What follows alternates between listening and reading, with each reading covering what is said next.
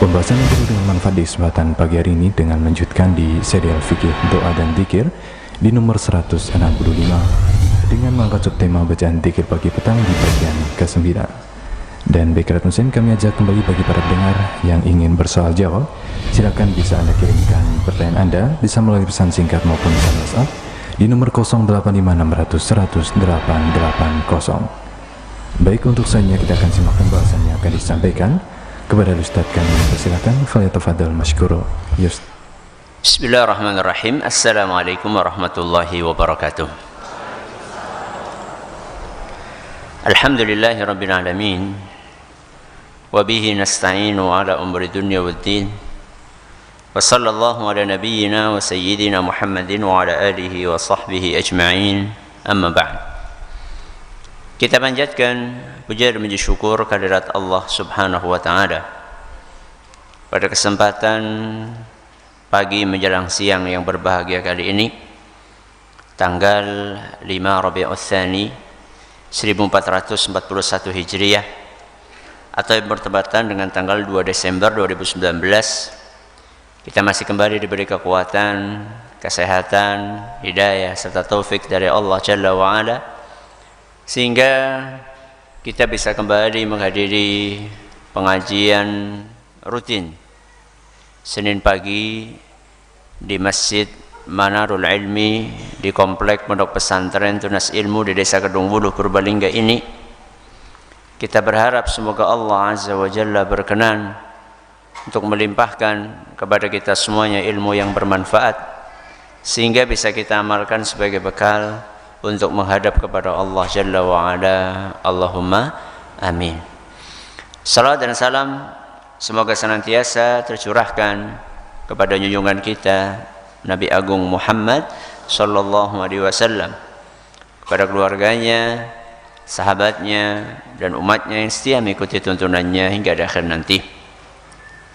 Para hadirin dan hadirat sekalian yang kami hormati, dan juga segenap pendengar serta pemirsa yang mudah-mudahan senantiasa dirahmati oleh Allah Azza wa Jalla. Alhamdulillah, kita bisa melanjutkan kembali pembahasan tentang fikih doa dan zikir.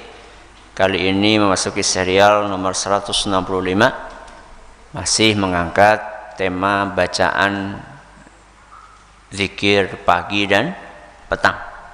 Sekarang bagian keberapa? Bagian ke-9. Siswi tambah akeh ya. Ini belum separuh ini, Bu. Ini belum separuh, masih ada yang lainnya. Dan sengaja kita ambilnya sedikit ya. Itu lebih baik daripada kita langsung ambil banyak terus gak diamalkan sama sekali. Ya. Kita ambil sedikit-sedikit, pelan-pelan, mudah-mudahan lama-lama banyak dan kita amalkan semuanya. Nah, bacaan yang ke-9 ini dibaca pagi hari 3 kali, sore hari berapa? 3 kali. Kalau yang kemarin-kemarin pinten? 1 kali. Kali ini kita akan memasuki bacaan-bacaan yang dibaca 3 kali. Bacaan tersebut adalah Allahumma afini fi badani, Allahumma afini fi sam'i, Allahumma afini fi basari, la ilaha illa anta, Allahumma inni a'udzu bika minal kufri wal faqri, wa Allahumma inni a'udzu bika min adzabil qabri, la ilaha illa anta. Saya baca, nanti panjenengan bisa mengikuti. Allahumma afini fi badani. Monggo.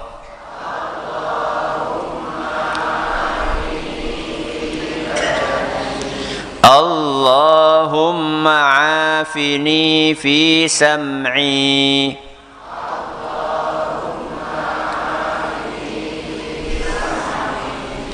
Allahumma afini fi basari, Allahumma afini لا إله إلا أنت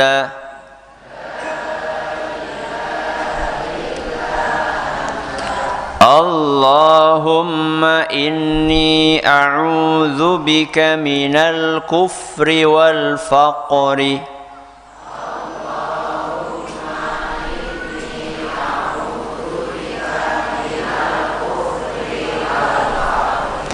اللهم إني أعوذ بك من عذاب القبر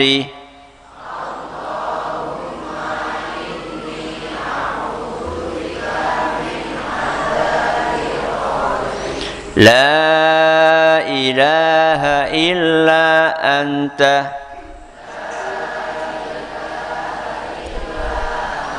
Ayo sama-sama dengan saya. 1, 2, 3. Allahumma afini fi badani Allahumma afini fi sam'i Allahumma afini fi basari La ilaha illa anta Allahumma inni a'udzu bika minal kufri wal faqri Allahumma inni a'udzu bika min adzabil qabri La ilaha illa anta.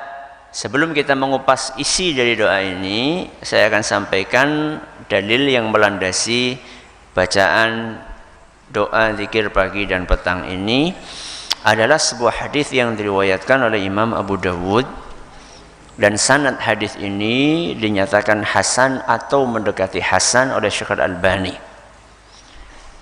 Hadis ini diawali dari kisah seorang tabi'in yang bernama Abdurrahman bin Abi Bakrah. Ayahnya Abdurrahman itu adalah seorang sahabat. Abdurrahmannya sendiri seorang tabi'in. Abdurrahman bertanya kepada ayahnya. Ayahnya adalah Abu Bakrah. Apa isi pertanyaan si anak ini kepada ayahnya?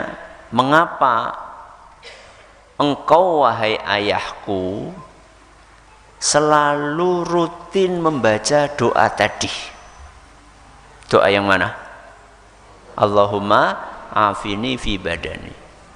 Kenapa setiap hari engkau membaca doa tersebut di pagi 3 kali, di sore 3 kali?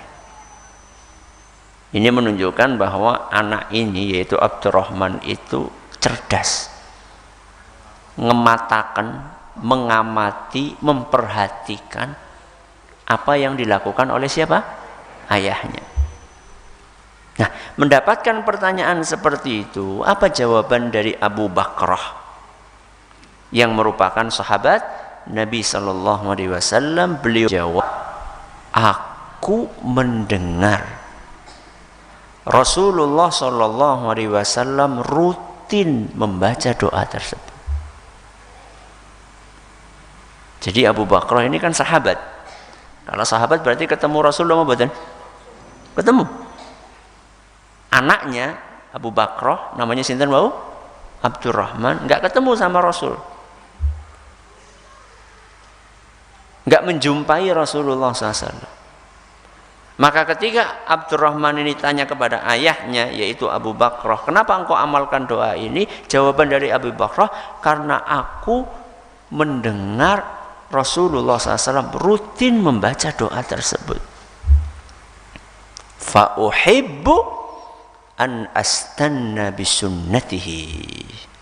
Maka aku pengen mengikuti sunnah Nabi Sallallahu Alaihi Wasallam. Begitulah seharusnya seorang muslim. Seorang muslim itu kalau mau mengamalkan apa-apa, mau membaca wirid apa, mau mengamalkan zikir apa, seharusnya dia Cari tahu dulu. Ini bacaan, ini wirid dari mana? Yang ngajarin siapa? Kalau ternyata wirid dan zikir itu dari Nabi Shallallahu Alaihi Wasallam, yang ngajarin adalah Kanjeng Rasul SAW, maka sami'na wa ata'na. Kita akan berusaha sekuat tenaga untuk meneladani apa yang dilakukan oleh Rasulullah SAW.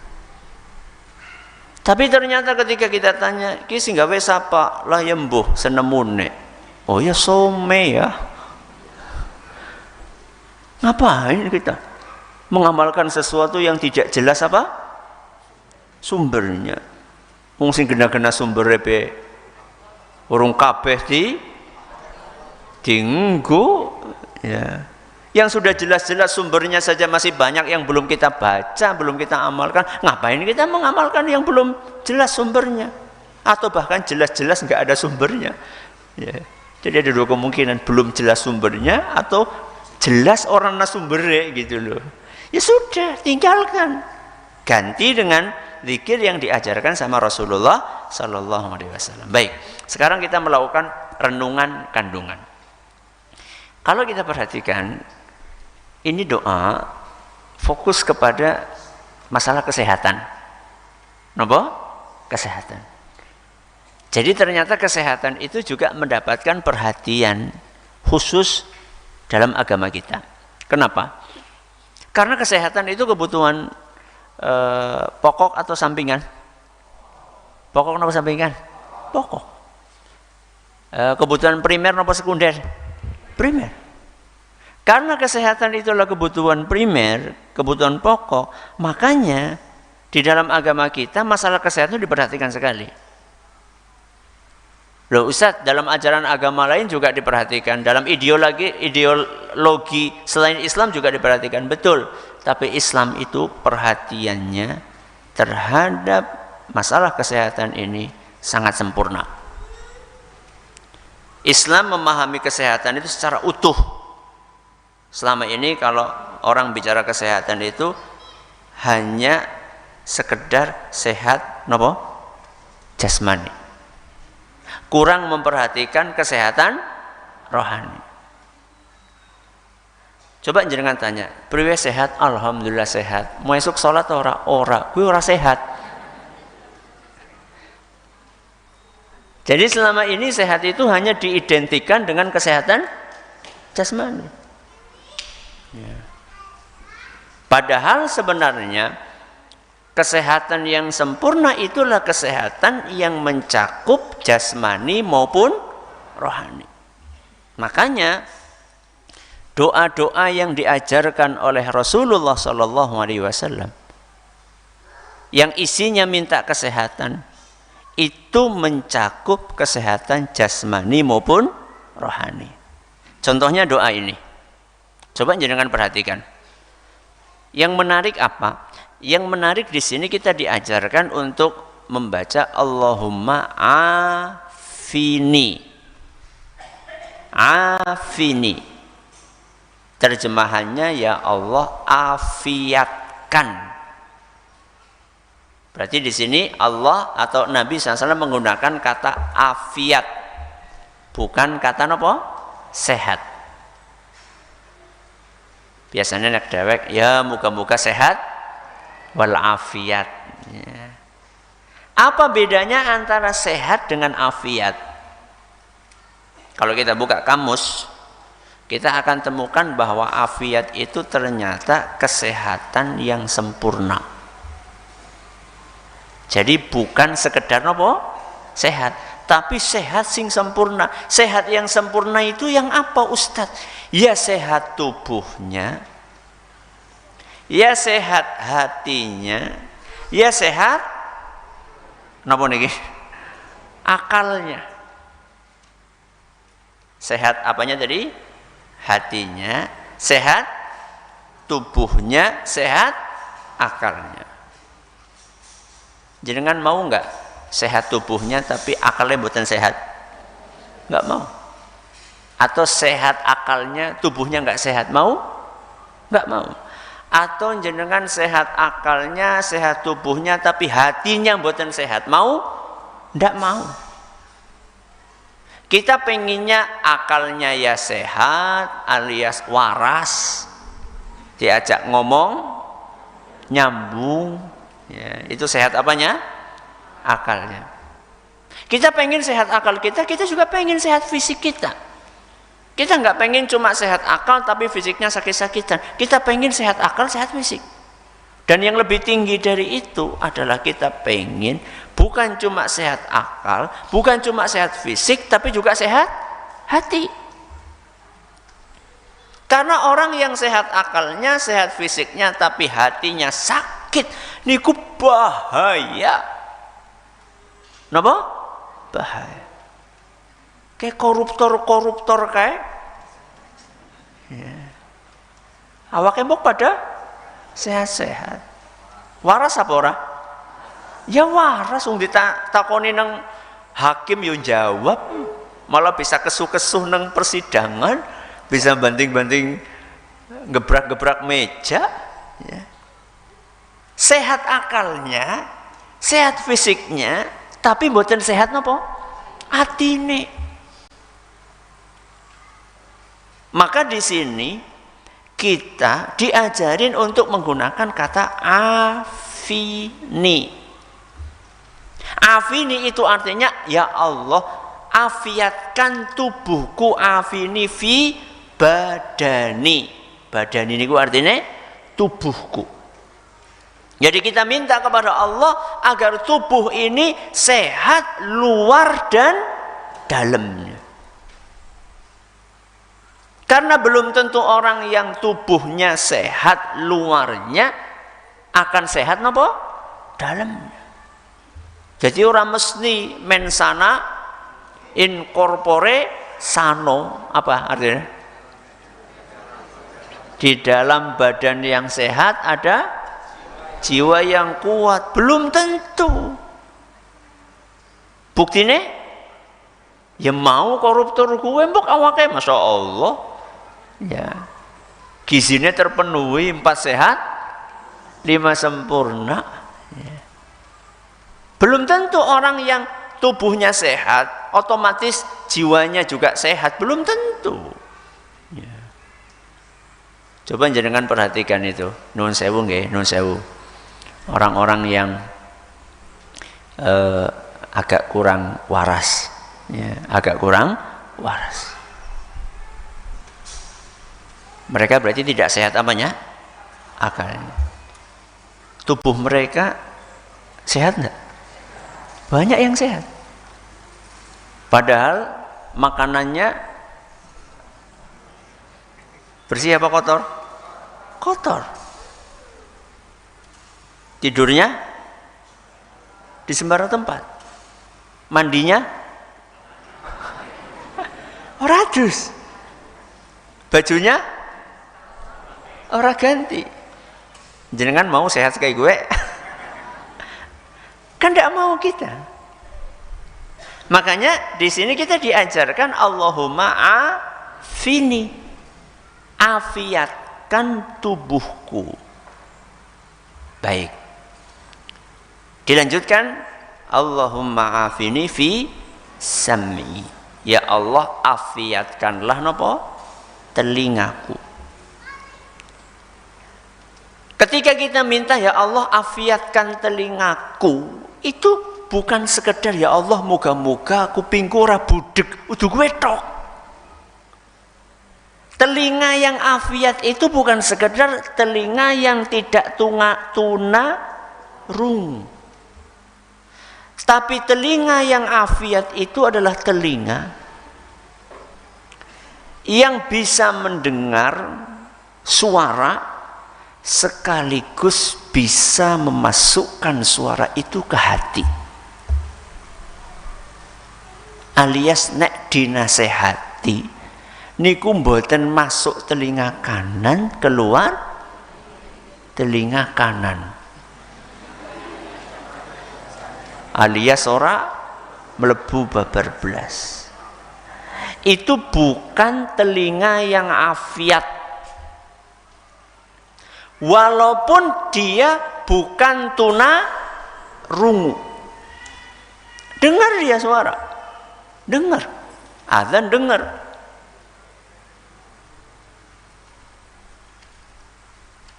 Tapi sayangnya telinga itu cuma sehat fisiknya saja. Akan tetapi fungsinya sebagai pintu masuknya nasihat itu fungsinya tidak berfungsi secara total. Krungu azan, tapi azan itu tidak sampai ke hati. Maksudnya pripun? Azan tapi tetap baik. Masak ya ora, Bu. Masak ya ora, mandek kowe. Alasannya apa, Bu? Tanggung lho, apa? Bu apal banget alasannya. Tanggung, ke delamaning arep rampung, kerupuke garis semending. Engko nek wis rampung goreng kerupuk apa? Tanggung urung nyambel. Kok nek wis rampung nyambel apa maneh? Tanggung urung isah. Rampung isah apa? Tanggung urung turu. Bubar ora sida salat. Padahal saya tanya, itu dengar azan apa enggak?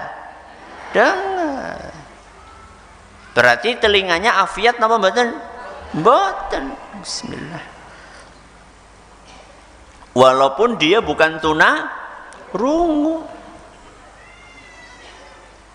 Makanya yang diajarkan di sini Allahumma afini fi sam'i.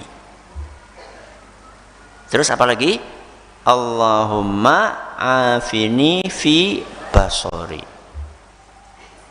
Basori itu artinya apa? Mata. Ya Allah, afiatkanlah mataku. Afiatnya mata itu bukan sekedar kita tidak tuna netra.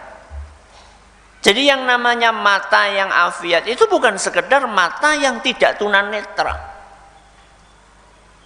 Tapi mata yang afiat itu adalah mata yang bisa melihat, kemudian juga bisa menggerakkan hati dari apa yang dia lihat. Sehingga ketika dia melihat pepohonan yang hijau, melihat bunga yang warna-warni, melihat langit yang biru, melihat laut yang luas, melihat makhluk-makhluk ciptaan Allah yang menakjubkan. Ketika mata itu digunakan untuk melihat berbagai macam ciptaan Allah tersebut, maka mata tersebut mengirimkan sinyal ke otak, mengirimkan sinyal ke hati untuk merasakan keagungan sinten Allah. Sehingga ketika melihat subhanallah, masya Allah, utuh wih, ya. Apa maning? Apa maning? Keren, ya. Bukan gitu. Apa maning sweet? Enggak. Begitu mata melihat pemandangan yang indah, langsung menggerakkan lisan untuk memuji Allah. Subhanallah, masya Allah. Ya. Terus begitu. Ketika mata itu melihat ada iring-iringan jenazah, ada iring-iringan orang ngangkat nopo jenazah, dibawa ke kuburan. Ketika mata itu melihat pemandangan tadi, maka akan mengirimkan sinyal ke hati untuk mengingat kematian, bahwa kita semua juga akan mati. Tidak cukup sampai di situ, bukan sekedar kita juga akan mati terus. Nah, kan ada terusnya. Kalau kita semuanya akan mati, terus nopo? Sangune pun cukup nopo dereng. Begitu. Jadi mata itu bukan sekedar melihat ada iring-iringan jenazah, oh ya nawang mati, wis, enggak. Tapi begitu dia melihat sesuatu yang bisa menambah keimanannya, maka setelah dilihat akan dimasukkan ke hati, kemudian akan diaplikasikan dalam kehidupan keseharian. Itulah mata yang afiat. Nah sekarang saya tanya sama jenengan, Allahumma afini fi badani. Badani tadi artinya apa? Tubuh. Allahumma afini fi sam'i, telinga. Allahumma afini fi basari, mata. Tubuh, napa? Telinga, mata. Saya tanya sama jenengan, telinga sama mata niku tubuh napa mboten? Saya ulangi, telinga sama mata tubuh napa mboten? Tubuh. Jane kan wis mlebu, sudah masuk dalam kata Allahumma afini fi badani. Kuwi wis kabehan, telinga masuk, kaki masuk, tangan masuk, jantung masuk. Kenapa kok disebutkan lagi? Apa tadi? Telinga sama mata. Padahal dia sebenarnya sudah masuk dalam tubuh. Kata para ulama, karena sangat spesialnya, sangat istimewanya mata dan telinga, makanya disebutkan secara khusus. Telinga ini untuk mendengarkan ayat-ayat Allah yang tertulis dalam Al-Quran. Ini namanya ayat-ayat syar'iyah. Dan mata digunakan untuk melihat ayat-ayat Allah yang ada di alam semesta. Itu namanya ayat-ayat kauniyah. Baik ayat-ayat syar'iyah yang ada dalam Al-Quran maupun ayat-ayat kauniyah yang ada di alam semesta ini, itu insya Allah akan menambah keimanan. Sudah, ini selesai kita bicara masalah kesehatan. Oke? Kemudian ternyata ditutup dengan apa? La ilaha illa anta. Kalimat napa niki? Kalimat napa niki? Tahlil. Bismillah. Ditutup dengan kalimat tahlil. Kalimat ini la ilaha illa anta itu kan intinya apa? Tidak ada yang boleh disembah kecuali engkau. Engkau di sini siapa maksudnya? Allah. Seakan-akan kita itu diingatkan lagi. Nih, kalau telingamu sudah sehat, matamu sudah sehat, tubuhmu sudah sehat, itu harusnya kamu itu beribadah yang tekun kepada siapa? Allah. Itu kira-kira pesannya. Makanya ditutup dengan la ilaha illa anta. Karena sehat itu sarana apa tujuan? Bu, sarana apa tujuan? Tujuannya apa? Ibadah. Kesehatan itu cuma sarana untuk menuju ke sebuah tujuan mulia, namanya ibadah. Sehingga kalau jenengan ditanya, Bu, kenapa sih diet? Pripun, Bu? Apa ibunya ora diet? Kalau panjenengan ditanya, kenapa sih rajin olahraga, Pak? Jawabannya nopo? Ben sehat. Terus? Wis. Nah ini keliru. Kenapa kok kita menjaga makanan, kita ilari makanan-makanan sing gak sehat, sing kakean nopo? Micin. Generasi micin. Yang kebanyakan micin, yang kebanyakan minyak, yang kebanyakan gula, kenapa kita hindari makanan-makanan ini supaya sehat? Terus kalau sudah sehat, ngajinya tetap seayat sedina. Apa fungsinya kita sehat kalau misalnya ngaji kita tidak bertambah? Bapak-bapak olahraga, ya, jogging setiap hari, minimal sehari pinten? 10 menit minimal, ya. Ben keringetan. Terus Kalau misalnya kita bisa jogging, lari 10 menit setengah jam, memejit orang kuat, gue ngapa? Buat apa? Ya. Kita itu dapat kesehatan itu cuma sarana untuk beribadah kepada Allah. Dah, sekarang kita pindah. Allahumma inni a'udzubika minal kufri wal faqri. Allahumma inni a'udzubika min adzabil qabri. Ya Allah, aku mohon perlindungan kepadamu dari kekufuran. Dari apa? Kekufuran. Dan dari kefakiran. Ya Allah, aku mohon perlindungan kepadamu dari azab kubur. Berarti ada berapa hal yang kita mintai perlindungan kepada Allah? Ada 3. Minal kufri. Apa ini tadi? Kekufuran. Yang kedua apa? Kefakiran. Minal fakri. Yang ketiga, min azabil qabri. Apa tadi azabil qabri? Azab kubur. Jadi kita diajarin untuk minta perlindungan dari 3 hal. Ibu-ibu yang di atas, tolong anaknya nggih. Kalau nggak bisa diajak diam, bisa dibawa ke bawah, Bu. Nggih, digendong, diajak turun, banyak mainan di bawah. Ya. Ada berapa? Ibu-ibu, bapak-bapak? Ada 3. Yang pertama apa? Kekufuran. Kekufuran niku dosa yang paling besar.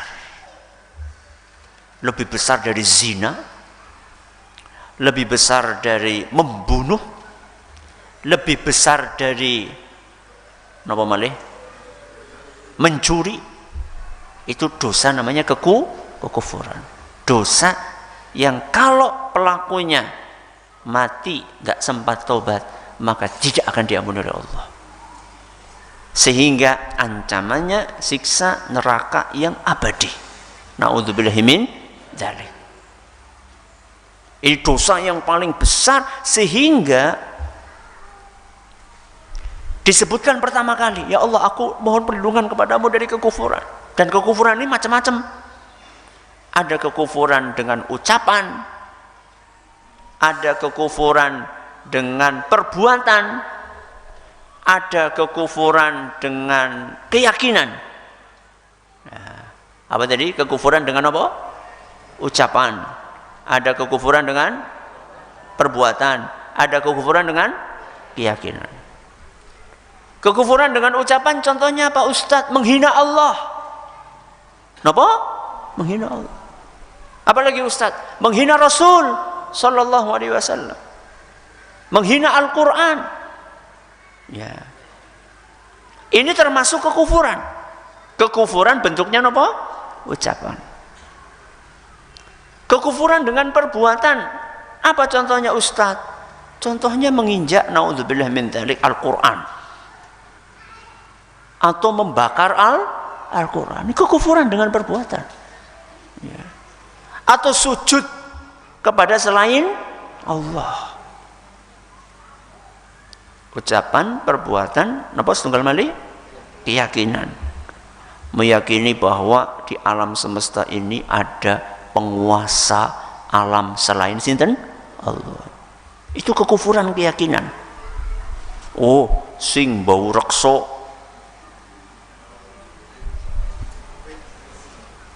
kali pong. Ya. Anu nggak boleh. Ya. Penguasa mutlak alam semesta ini siapa? Allah Subhanahu wa taala. Dah. Ini yang pertama, kekufuran. Yang kedua apa? Kefakiran. Ya. Loh, kalau misalnya kita minta perlindungan kepada Allah dari kefakiran, berarti orang yang fakir itu jelek terus. Oh, enggak mesti.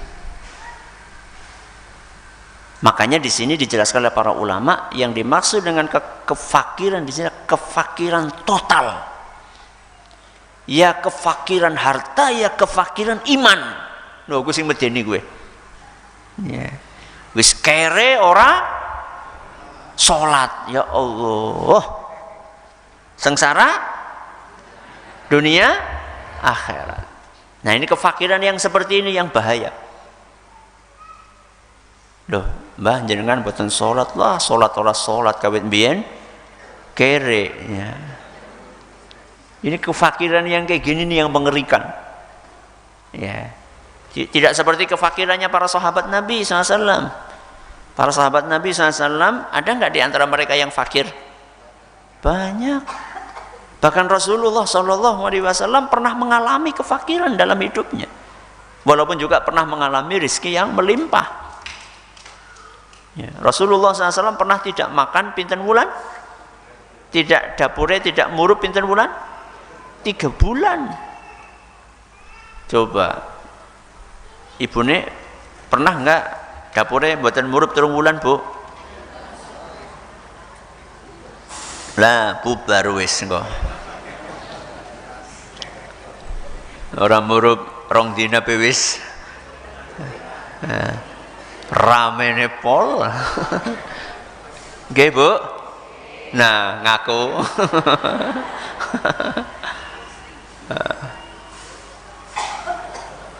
Sefakir-fakirnya kita jangan sampai fakir iman.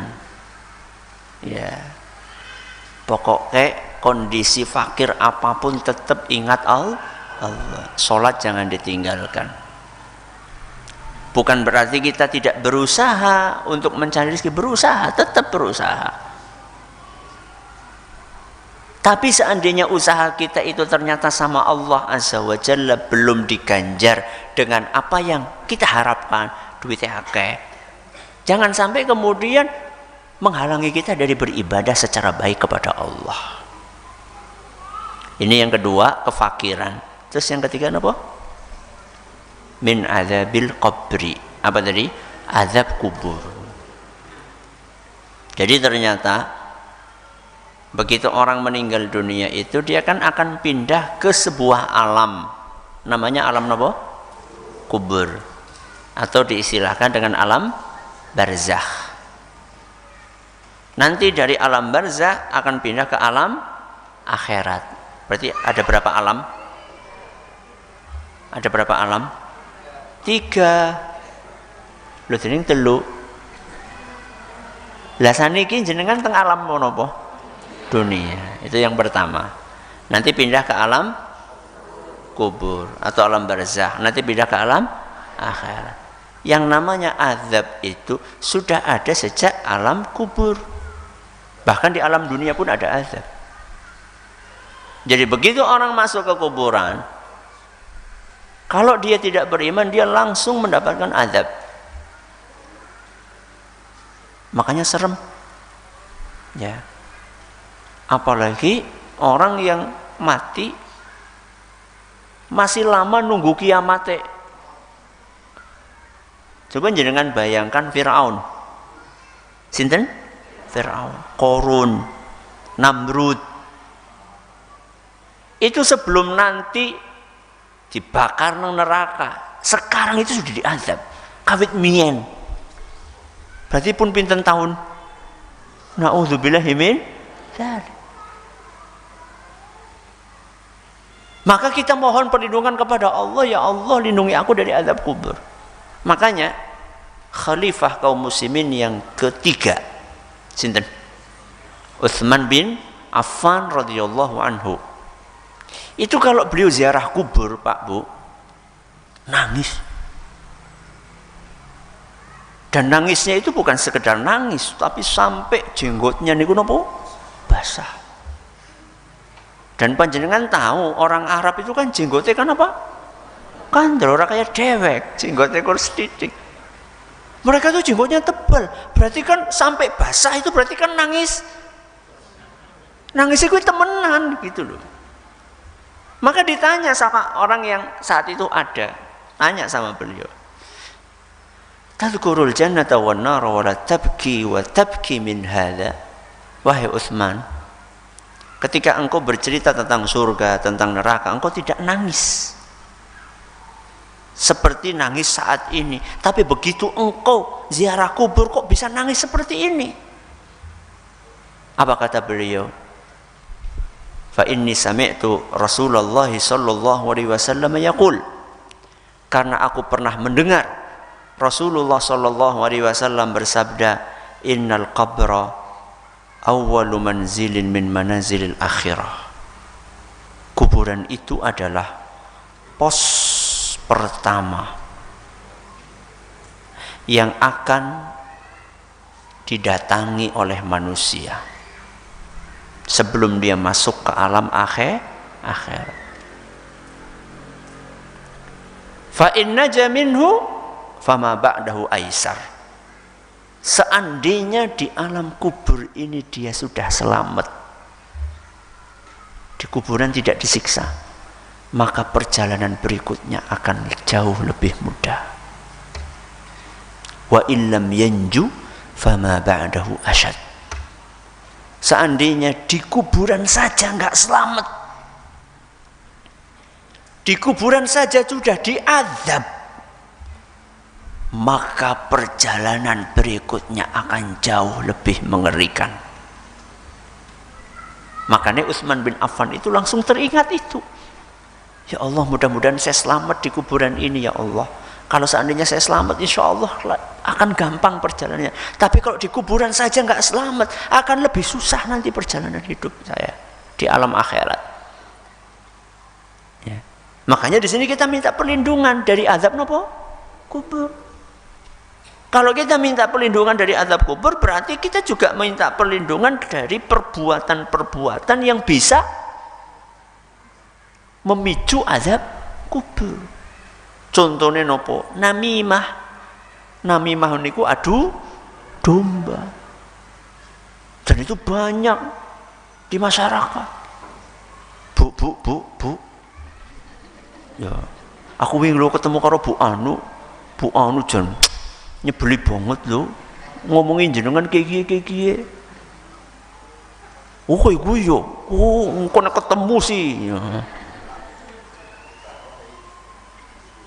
Dan biasanya orang kalau sudah ngomong kayak gitu, itu tambahi maning bumbune gue. Ben tambah panas. Ini nih orang yang suka kayak gini nih akan diazab kubur, naudzubillah min dzalik. Ya. Wa kana yamshi fin namimah. Salah satu orang yang kata Nabi SAW bakalan diazab kubur itulah orang yang hobinya mengadu domba. Makanya Pak Bu, terutama ibu-ibu, bukan berarti bapak-bapak korak. Kalau dengar berita orang ngomongin orang lain, gak usah ceritakan, buat apa? Gak usah. Ya. Terus gue ngapain usah? Ya dibuang baik. Mau tempat sampah akeh. Buang ngapain? Kita pikir nggak ceritain. Mendingan kita mikirin apa? Dosa-dosa kita itu loh yang lebih banyak. Ini contoh perbuatan yang mendatangkan azab kubur. Kemudian perbuatan yang lain kata Nabi SAW, wa kana la yastanzihu minal baul. Tidak menjaga tubuh, menjaga pakaian dari najis. Tidak menjaga tubuh dan pakaian dari apa?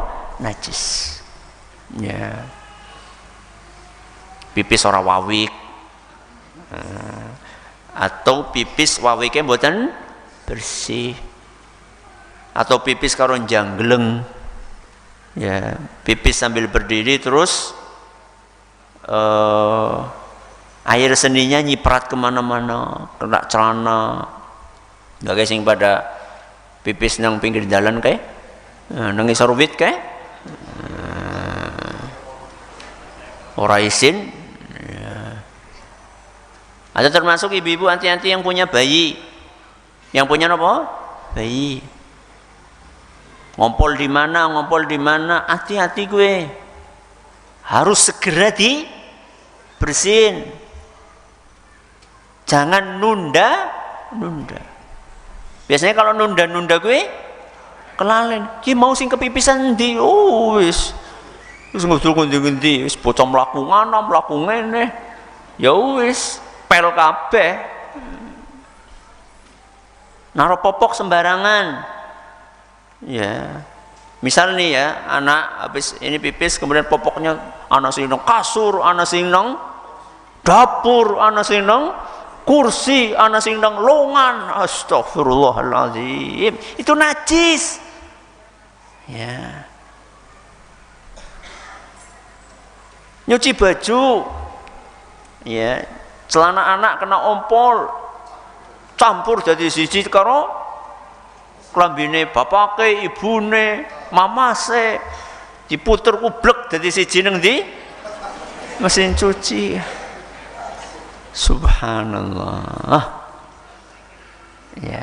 Iya kalau cuma pipis. Nek. Aduh. Ya. Ya, Mbok, kalau mau masukkan mesin cuci itu diapakan dulu? Dibilas dulu, dibersihin dulu pipisnya, baru kemudian dimasukin langsung bleng. Jadi siji karo rukuh, karo sarung, karo sajadah. Ya, jangan. Ya. Pas jam 11. Mohon maaf, waktunya habis, tidak ada waktu untuk sesi tanya jawab. Terima kasih atas perhatiannya, mohon atas segala kurangannya. Kita tutup dengan membaca subhanakallahumma wa bihamdika asyhadu an la ilaha illa anta astaghfiruka wa atubu ilaik. Assalamualaikum warahmatullahi wabarakatuh.